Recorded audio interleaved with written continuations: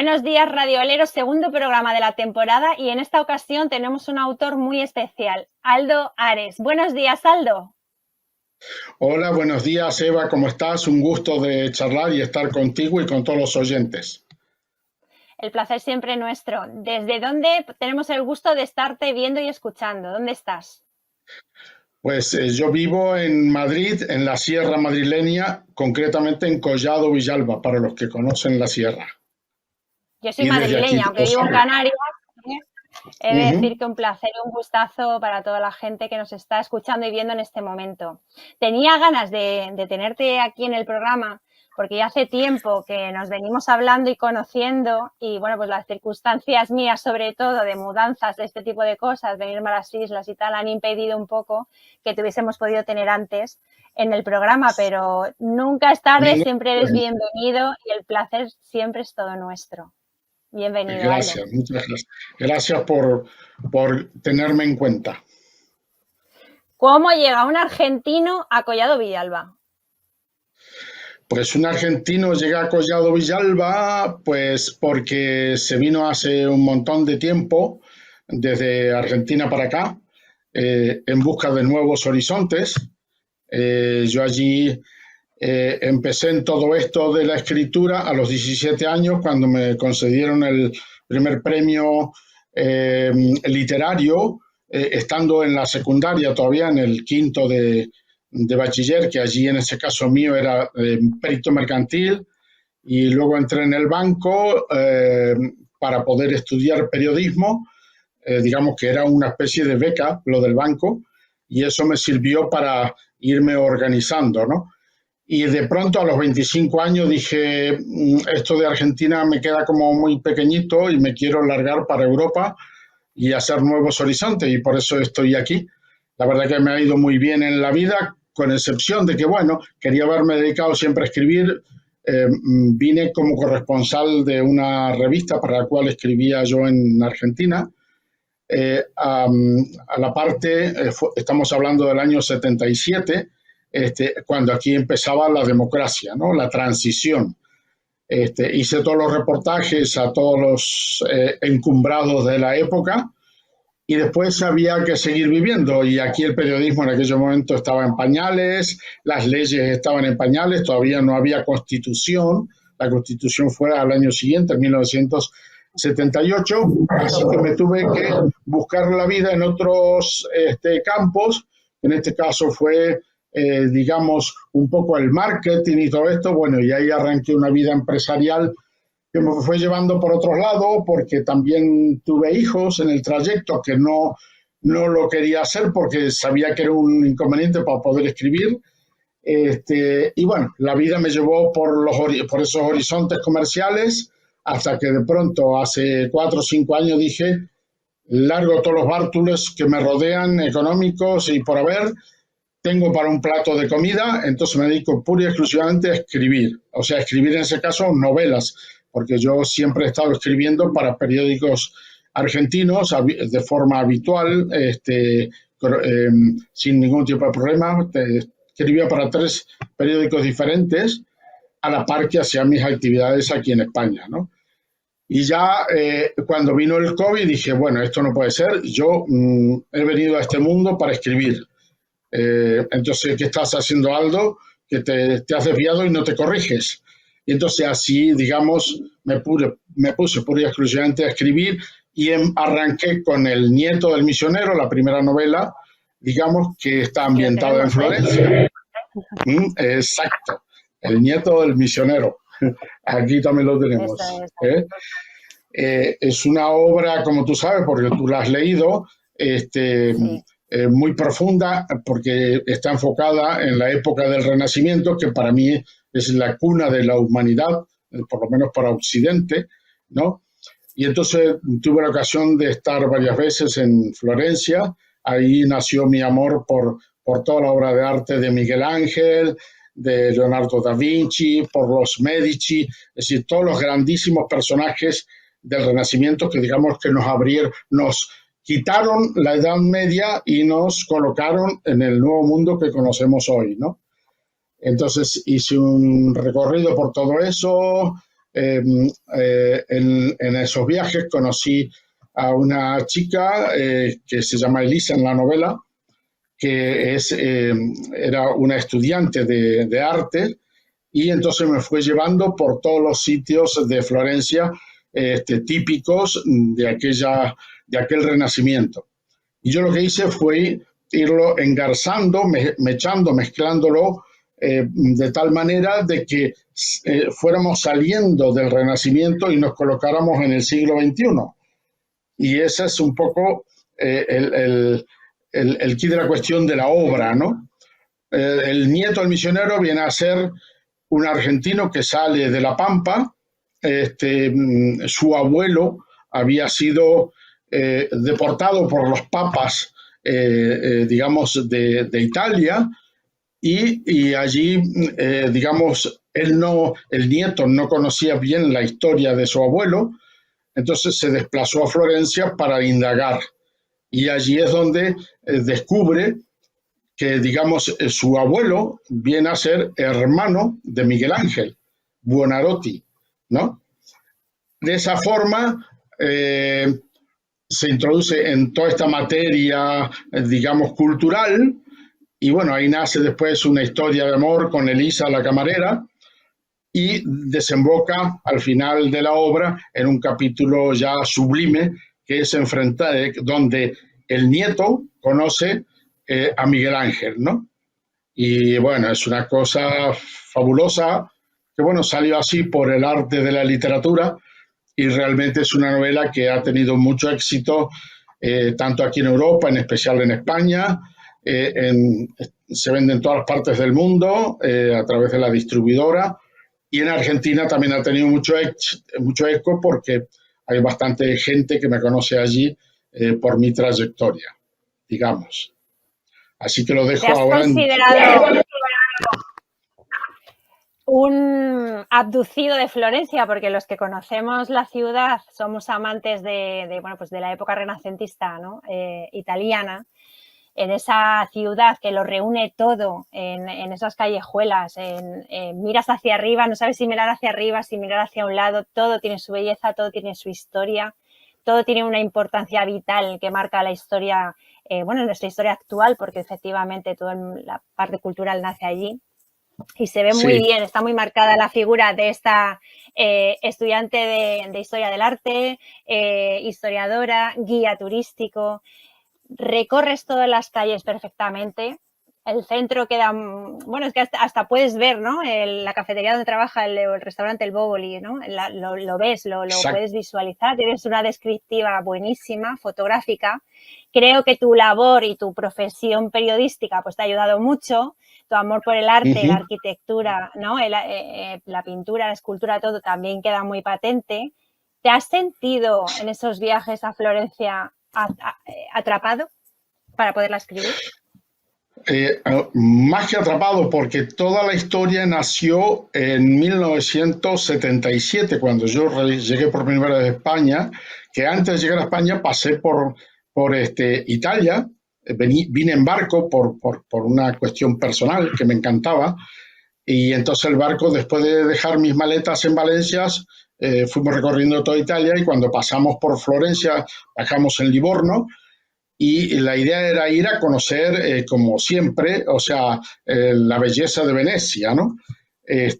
Y como antes pasé por Florencia, me quedé deslumbrado, y ya al llegar a Venecia, lo vi aquello en aquellos tiempos tan alicaído, un poco descuidado, por efecto evidentemente del agua y todo esto, y bueno, y digo, bueno, Florencia para mí es lo más, ¿no?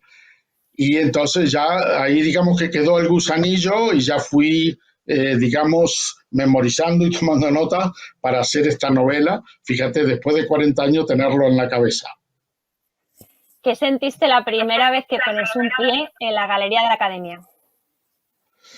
La Galería de la Academia, bueno, o sea, lo es todo. De hecho, la novela lleva en la tapa, en la portada, la obra del David, que es, digamos, el icono mundial del arte, ¿no?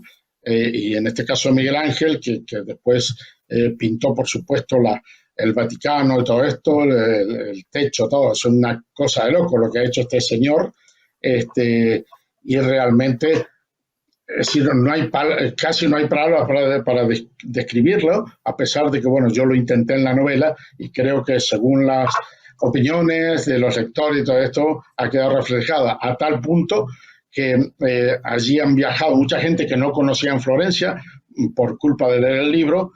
Otros que ya lo conocían decían, pues yo todo esto que exponen en el libro no lo llegué a conocer. Entonces han vuelto a Florencia y hay una historia también de una compañera escritora mexicana, que no sé si la conoces, Silvia Cuesi, que ella se enamoró en Florencia, ya conocía a su compañero, pero allí se terminó de enamorar y, digamos, ya le quedó como una historia de un love story reflejado en su propio caso. O sea, fíjate cómo es el destino, ¿no? Es increíble. ¿Qué parte te ha sido más difícil o en algún capítulo has dicho me quedo estancado, que a veces pasa, cuando hay la dualidad temporoespacial en las novelas, ¿no? El hilo conductor del pasado al presente, al siglo XXI, dices, ¿y yo cómo sigo esto para no perder el hilo? ¿Cómo lo enlazo? Claro. La verdad que fue bastante natural, porque al principio el nieto no estaba muy dibujado en la estructura de la novela, hasta que lo descubrí y entonces lo fui enlazando historias imaginarias para que todo compaginara y congeniara. Y realmente cuando ya lo terminé dije, ya está, esto es una obra redonda, ¿no? Porque conseguir unir todas esas cualidades del arte, de la cultura, del Renacimiento y hacerlas como vivirlas en la actualidad, realmente fue una cosa inesperada, casi, ¿no? O sea, fue fluyendo y fue un resultado apoteósico, por así decirlo, ¿no? Las cosas como son. Para la gente que nos está escuchando y no te conoce, ¿qué más obras tiene Aldo? Porque no todas las obras que tienes están contextualizadas, digamos, en el mismo época o al mismo tiempo, ¿no? De todas las que tienes, dices, joder, esto como elegir entre un hijo. Pues cuéntanos quiénes son tus hijos literarios. Sí, la verdad que, como siempre se ha dicho, uno quiere a todos los hijos por igual, aunque siempre hay cierta pelusilla y tal, ¿no? La segunda novela se salió a la luz este año, el 2024, en el mes de abril, y se llama El Emperador del Hambre, un titulazo también que está enfocado a los tiranos de África, ¿no? Hablar de hambre es hablar de África y hablar de tiranía es hablar de África.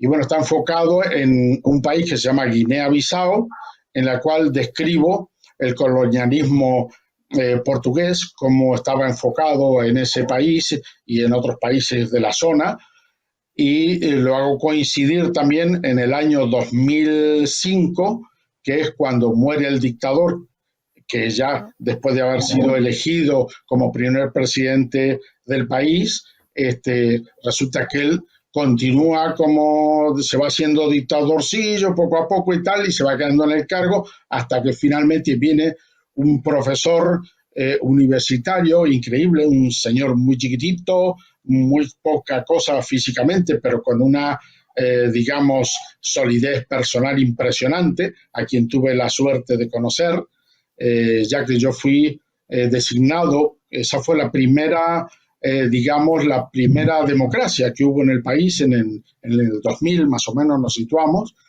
y fui convocado para ser nombrado cónsul honorario de ese país aquí en España.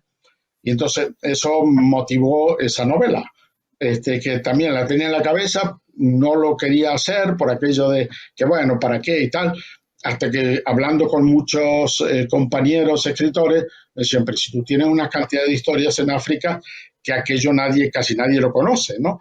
Tal y como funciona, ¿no? Entonces es muy interesante porque a su vez se hace hincapié en la parte social, en la parte histórica, pero sobre todo social, cómo es el trato con las mujeres, eso está súper desarrollado en esa novela, y la mujer del dictador que ejerce de mujer en los, digamos, en los titulares, pero en la vida real no, Él tiene otra cantidad de mujeres que pululan por ahí, que las va persiguiendo como si fueran gallinas que encuentra por la calle, y al final terminan deportándolo a Portugal. La época yo lo sitúo en la zona de Algarve. Él fue extraditado hacia Oporto, hacia el norte de Portugal, pero bueno, yo, para hacerlo más romántico, lo sitúo en Algarve, ¿no? Y ahí se desarrolla una charla muy interesante con la mujer, donde la mujer le hace recapacitar.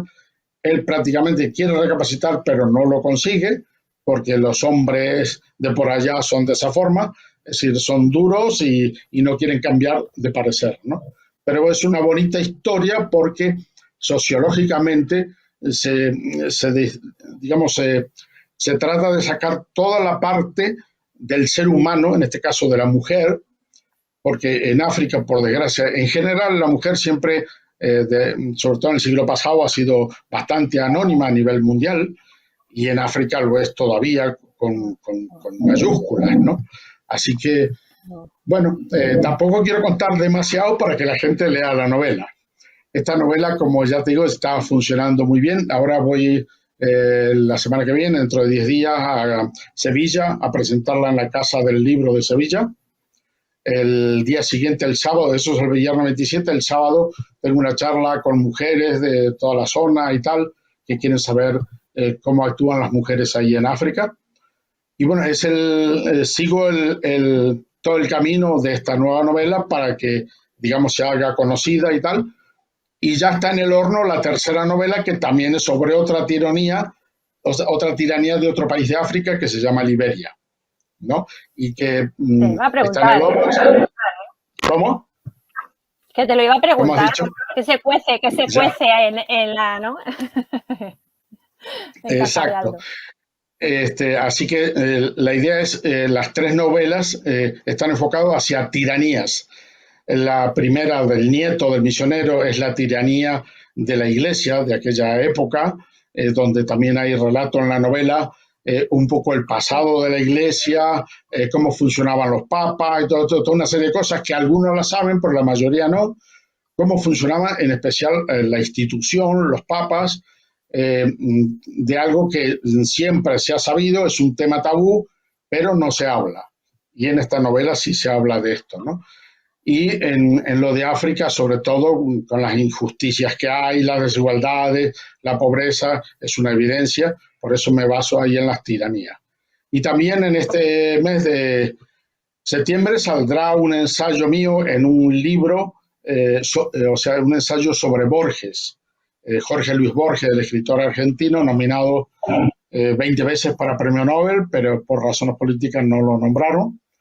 Y yo hago un ensayo muy bonito porque yo llegué a conocer a Jorge Luis Borges cuando yo era un crío y él ya era un señor de 70 años muy experimentado y famoso mundialmente, ¿no? Entonces cuento un poco también esa historia. Y eso va a salir en un libro que se llama Diálogo con autores. Y está dirigido desde México, por la coordinadora es mexicana, una escritora mexicana, pero lo edita aquí en España la editorial Avan. Así que espero para final de año, principio del año próximo, tener 3 novelas publicadas y este ensayo también. O sea que en un cortito tiempo estoy empezando a recuperar el tiempo perdido. ¿Cómo lo ves? Sobre el tiempo perdido, que no ha sido tan perdido.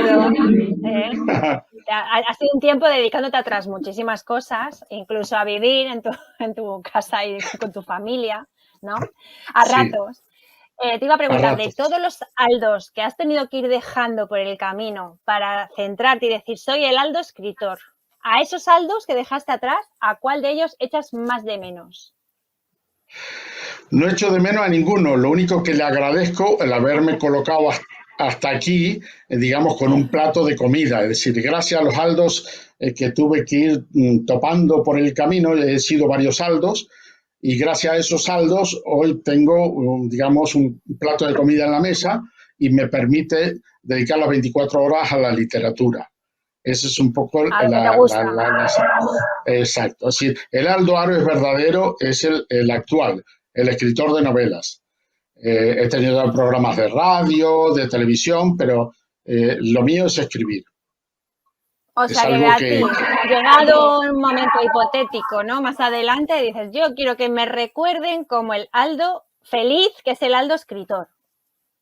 correcto, esa es la clave de mi vida. Y espero cuando tenga las 3 novelas ya publicadas, ir a las Canarias a Hombre, presentarlo contigo entre todo el por ambiente favor. literario de las Canarias y bueno, todo lo que haya por allí, que hay mucha gente conocida, amigas, escritores, no escritores, y tú eres, digamos, la madrina. Así que te dejo ahí la Gracias. perita. Qué honor. No, la perita, yo siempre la vuelvo, la perita yo la cojo y hago, mira, lo que hago con la perita. Vamos a ver, llamamiento institucional, cabildo, ayuntamientos, hay que traerse a este hombre, ¿eh? Para que sea conocido aquí, que merece muchísimo la pena, que tienes un trabajo de investigación bestial, documental, para poder enlazar hechos que acontecieron a lo largo de la historia en las tres novelas, ¿no? Pero que hay que contarlo Exacto. de una manera, porque muchas veces la historia, yo soy amantísima de la historia, pero tuve una época en mi vida en que estaba horrorizada, porque era una obligación en el colegio estudiarla de una manera horrorosa y la Correcto. aborrecías, ¿no? Hasta que das con Sí, la clave y dices tú, quiero que este señor me lo cuente para todo el rato, porque tal como me lo cuenta, lo puedo entender, me lo puedo llegar a sí, creer, ¿no? Los escritores claro, que escribís historia, no nos contáis cosas para aprender historias, siempre lo digo, sino para sembrar claro, esa inquietud de querer seguir aprendiendo y saber qué pasó en esta historia que nos cuentas. Que ya te digo que está en concreto El exacto. misionero, es que es como un mapa, puedes ir andando por la ciudad y visualizar por la mayor parte de las cosas que nos cuentas. Evidentemente lo que aconteció y está documentado como hecho histórico verídico se puede consultar, pero hay otra parte bonita, ¿no? Novelada, que para eso es una grandísima novela. Exacto, como diría, ¿Cuánto?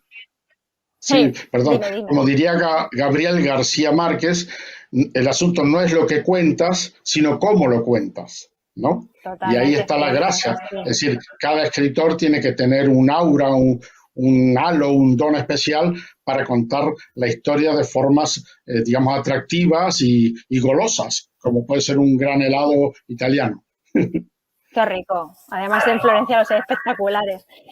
Vamos a Uf, recordar que es el nieto del misionero. Si tuvieras que decir algo breve para que la gente le entre el gusanillo de querer leerlo, ¿qué les dirías? ¿Por qué tenemos que tener el nieto del misionero? pues El Misionero es una obra que está mal que lo diga yo, pero que todo el mundo debería tener en su casa porque es una ilustración novelada, muy bonita, escrita con un estilo literario muy solvente, muy gracioso, muy fácil y sobre todo muy lírico, ¿no? Y tener esta obra en casa como la siguiente, yo creo que para los amantes de los libros, de la literatura y de la lectura, yo creo que es una obra imprescindible tenerla en casa. Porque cuando quieras puedes volver a ella a recordar cosas infinitas y en muchos casos a los que puedan hacerlo les invitará a viajar a Florencia. Y el que ya lo haya hecho, seguramente como ha habido casos que conozco muchos, que han vuelto a Florencia después de leer el libro, aunque ya la conocían, porque es una aventura diferente de la forma de contarla, como te decía anteriormente.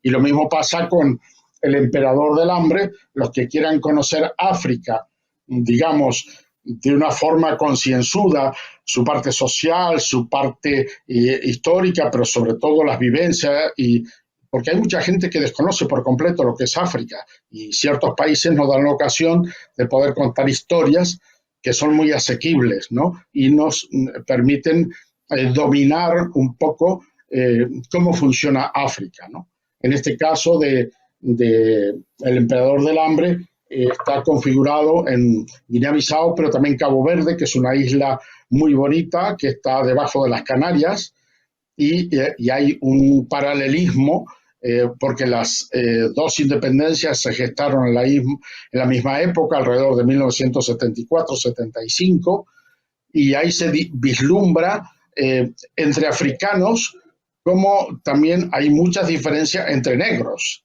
¿no? El negro, digamos, del continente no piensa igual que el negro isleño. El negro isleño es como más abierto, más mundial, más receptivo. En cambio, el africano del continente es como más atado a su pasado, a sus tradiciones, que eso también es lo que no les deja terminar de evolucionar y de despertar como países hacia el mundo, ¿no? Tienen esa rémora, digamos. Es un poco lo que pasa con África.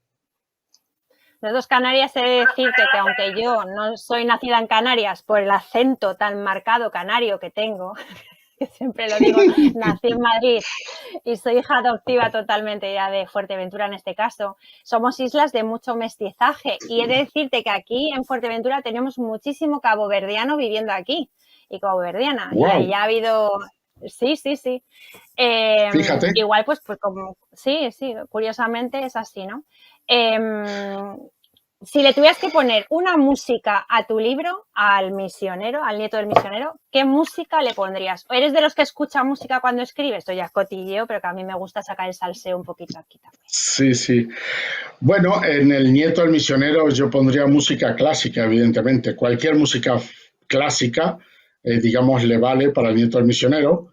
Y como tenemos muchísima, abundante discografía de los grandes músicos de siempre, pues yo pondría a Tchaikovsky, por ejemplo, a Schubert, o sea, todos, digamos, que mezclan con la historia del nieto del misionero.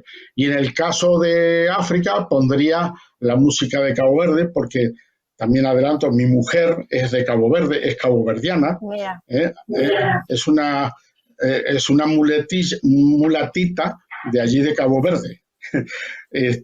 Y los caboverdianos tienen una música excepcional, que hoy está muy de moda, que se llama pasada. Pasada es el ritmo musical, es un ritmo muy meloso, que se baila muy sensualmente, que también lo explico en la novela, el ritmo ese que se baila en la zona.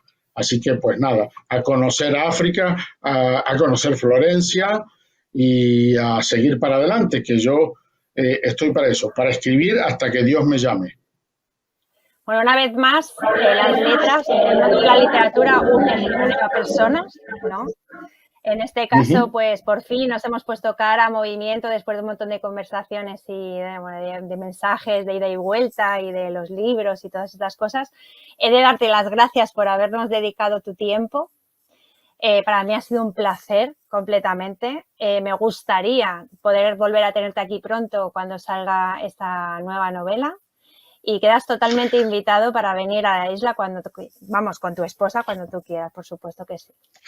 Pues fantástico. Yo sobre todo agradecerte a ti porque desde el primer día que te conocí, digamos virtualmente, todavía no nos conocemos en persona, siempre has demostrado ser una persona muy legal, muy leal y sobre todo muy buena persona, que son, digamos, condiciones o virtudes de la condición humana que cada día están más en desaparición, ¿no? Y yo, hombre, yo tengo una edad, soy antigua.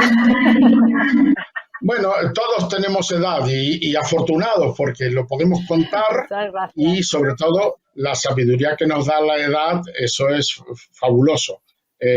Por otra parte, abundando en lo que habíamos dicho antes, también agradezco a que el Aldo, que me desvió de la literatura, ha conseguido darme mucha sabiduría y eso es lo que también tengo que agradecer. Los años te dan una sabiduría importantísima y realmente cuando escribes quieres aportar algo, no simplemente contarlo, sino aportar algo de todo lo que has aprendido, ¿no? Esa es la clave de ser escritor. Pues desde la radiolería, Aldo, te mandamos un besote y esperamos tenerte aquí muchísimas veces más. Ojalá que sea así. Un besito desde Fuerteventura. Gracias. Gracias. Espero para el 25 que nos organicemos y visitar a todos los canarios, que son también gente extraordinaria y que por su acento también se parecen un poco a los argentinos. Un besito. Muchas gracias, Aldo. Un beso para ti y para todos los oyentes y para David, que andará por ahí, ¿no? Exacto. A los mandos como siempre. Gracias. Un abrazo grandote. Chao, muchas gracias. Chao, chao.